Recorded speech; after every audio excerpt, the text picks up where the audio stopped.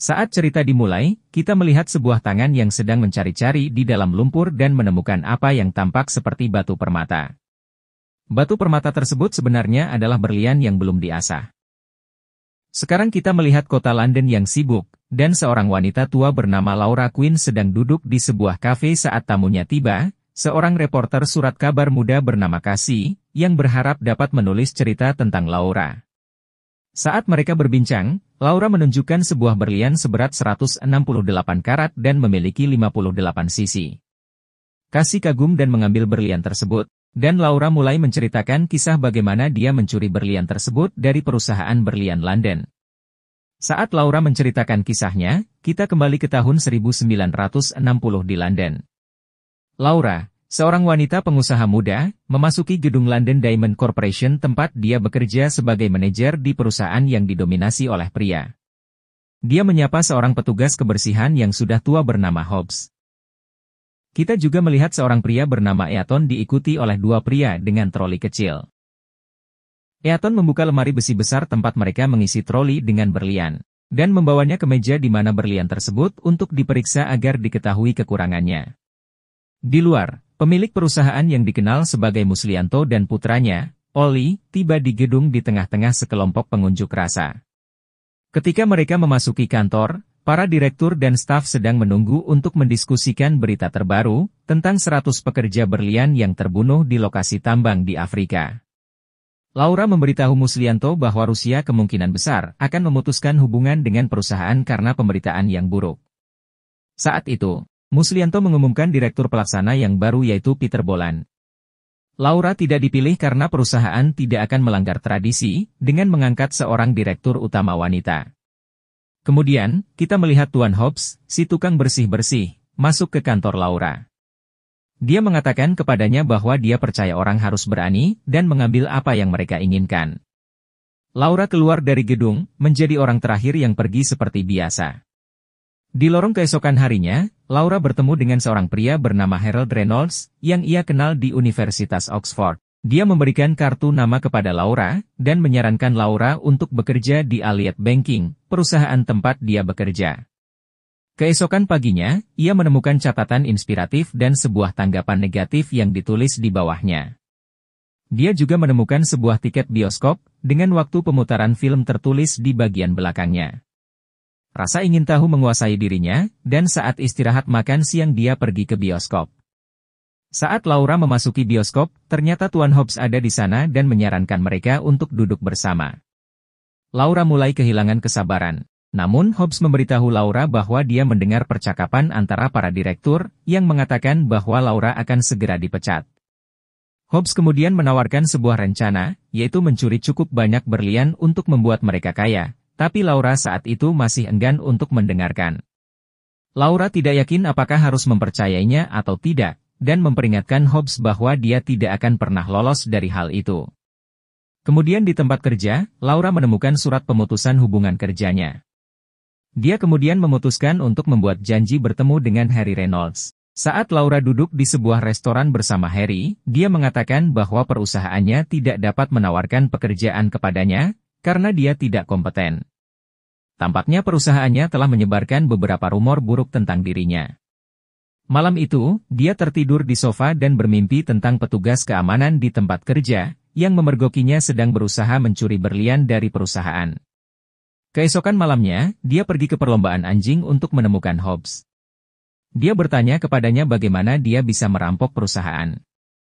Hobbs memberitahunya bahwa dia punya rencana. Di apartemen Hobbs, dia menjelaskan rencananya.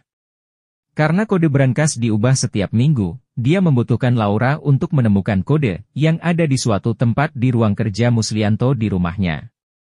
Hobbs memberitahu Laura, saat dia menghadiri acara di rumah Muslianto untuk menghibur orang-orang Rusia, dia harus menemukan kode brankas tersebut. Dia mengatakan kepada Laura, bahwa dia dapat membawa cukup banyak berlian dalam termos minumannya, yang akan membuat mereka berdua pensiun dengan nyaman. Pada malam acara, Laura berbicara dengan orang kepercayaan Muslianto, Tuan Jameson. Dia memberitahu Laura bagaimana Sir Sinclair, direktur asuransi perusahaan, pernah terlibat dalam skandal asuransi kesehatan, namun tidak dituntut. Muslianto memperkenalkan Dmitriev, kepala otoritas berlian Rusia kepada mereka. Lalu kemudian, Dmitriev mengajak Laura berdansa.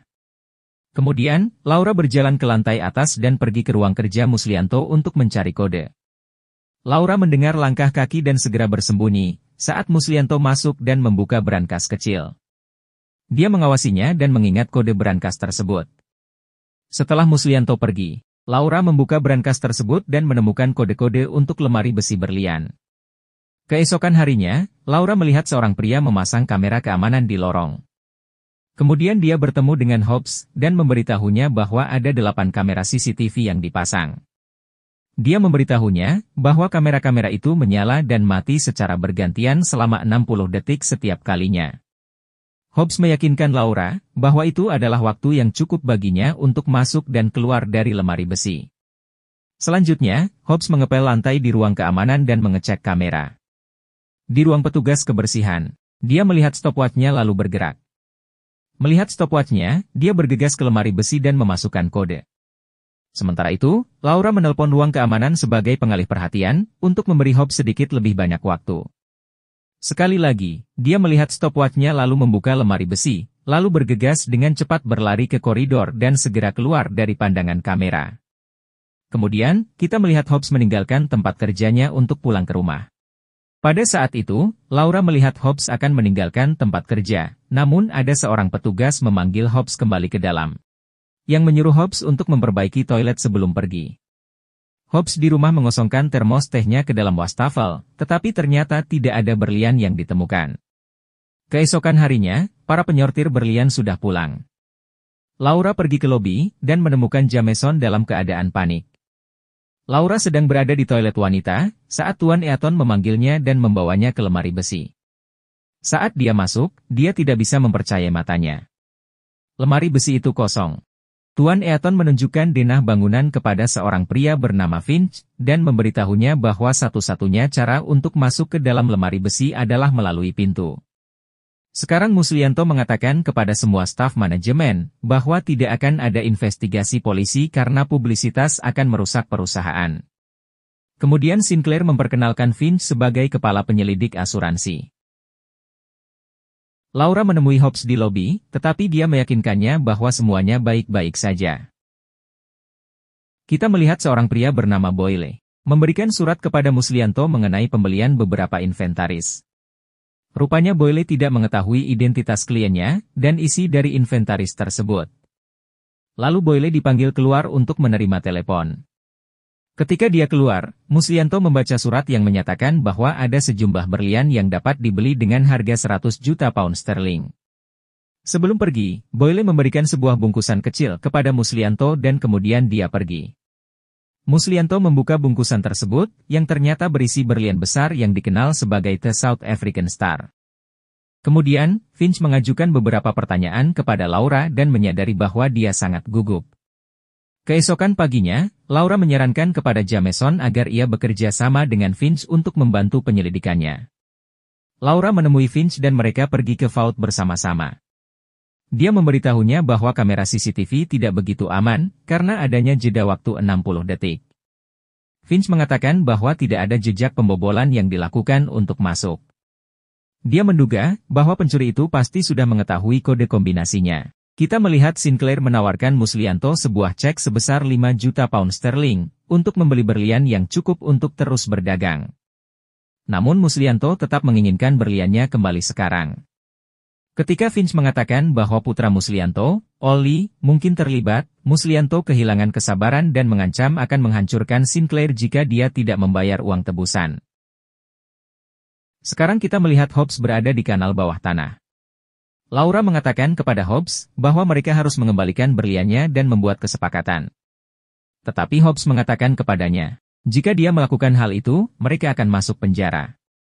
Kita melihat Laura sedang melihat denah bangunan, ketika Finch datang untuk mengambil sidik jarinya, hanya sebagai formalitas. Dia kemudian memintanya untuk menemaninya sementara dia menanyai Hobbs. Sementara Finch menanyai Hobbs, seorang pria masuk dan memanggil Finch. Sebelum Hobbs meninggalkan kantor, Laura mengatakan kepadanya bahwa mereka harus bernegosiasi atau masuk penjara. Namun Hobbs mengatakan kepada Laura bahwa tujuannya kali ini bernilai 100 kali lipat dari penjara. Finch melihat sidik jari Laura dan membandingkannya dengan sidik jari yang ada di rumah Muslianto. Laura membuka loker Hobbs untuk mencari petunjuk tentang berlian tersebut. Kemudian, Laura bergabung dengan Finch untuk minum-minum di bar terdekat. Di gedung London Diamond, para wartawan tiba setelah Sinclair memberitahu mereka. Pimpinan Sinclair, Sir Godfrey, mencoba menahan para wartawan. Muslianto menuruni tangga, lalu tiba-tiba terkena serangan jantung dan jatuh ke lantai. Kembali ke bar, Finch bertanya kepada Laura bagaimana ia bisa mengambil semua berlian itu. Namun Laura meyakinkan Finch bahwa ia tidak sepintar itu. Saat itu, Finch diberitahu tentang serangan jantung Muslianto dan dia pergi. Di toilet wanita, Laura menjatuhkan berlian dari anting-antingnya ke saluran pembuangan wastafel. Dia melepaskan pipa di bawahnya, dan tiba-tiba dia menyadari bagaimana cara Hobbs telah mengambil berlian tersebut. Laura mengambil senter dan masuk ke dalam sistem saluran pembuangan bawah tanah. Saat dia berjalan melalui terowongan, Hobbs muncul dengan obor. Ketika Laura mengancam akan menyerahkannya, Hobbs menodongkan pistol ke arahnya dan mengatakan bahwa dia akan tetap tinggal. Laura menjatuhkan pistol dari tangannya lalu berlari melewati terowongan, tetapi tersandung dan jatuh kemudian melihat berlian besar di lantai, yang langsung dia masukkan ke dalam sakunya. Hobbs memberitahu Laura bahwa kanker istrinya bisa saja diangkat, namun perusahaan asuransi membuatnya menunggu terlalu lama untuk operasi. Dan saat itu, kankernya sudah terlalu agresif. Sinclair adalah ketua asuransi pada saat itu, yang menunda operasi. Jadi Laura menyadari bahwa sebenarnya Hobbs sedang membalas dendam pada Sinclair. Hobbs mengatakan kepada Laura, Sinclair telah mengambil satu hal yang sangat dicintainya. Di lain tempat, Godfrey mengatakan kepada Sinclair bahwa ia telah setuju untuk membayar uang tebusan sebesar 100 juta pound sterling. Akan tetapi, Sinclair pergi ke kantornya dan menembak dirinya sendiri. Laura memberitahu Hobbs bagaimana dia menjatuhkan berliannya di wastafel, dan kemudian menyadari caranya untuk mencuri semua berlian. Sekarang kita melihat kilas balik. Ketika Hobbs mengambil semua berlian dengan troli kerjanya, dan secara bergantian memindahkannya ke ruang kerjanya.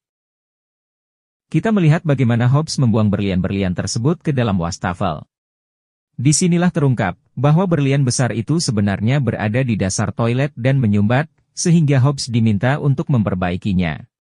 Sekarang Hobbs mengarahkan pistol ke Laura dan menarik pelatuknya. Yang mengejutkannya, pistol itu tidak pernah diisi peluru. Dia mengatakan kepada Laura bahwa itu tidak menjadi masalah sekarang, karena uangnya telah dibayarkan. Lalu dia mematikan senternya dan berjalan pergi. Laura berjalan menyusuri terowongan dan melihat ke tikungan. Di sana ternyata terdapat banyak berlian, bertumpuk-tumpuk di ujung saluran pembuangan. Sekarang, kita melihat para pria membawa kotak-kotak berlian keluar dari terowongan bawah tanah, sementara Laura duduk di tangga dengan terbungkus selimut. Finch mengatakan bahwa dia telah kehilangan 5% dari biaya penyelidikannya, karena Laura telah menemukan berliannya. Laura hendak membuat pengakuan tapi Finch menghentikannya. Dia mengatakan bahwa dia tidak ingin melihat istrinya menghabiskan sisa hidupnya di balik jeruji besi. Lalu dia mengucapkan selamat tinggal dan pergi. Dia ingat berlian besar di sakunya, tapi dia memutuskan untuk menyimpannya. Kita melihat Ollie memberitahu pers bahwa berlian itu tidak dicuri, lalu mengizinkan mereka untuk memotret semua berlian di dalam lemari besi.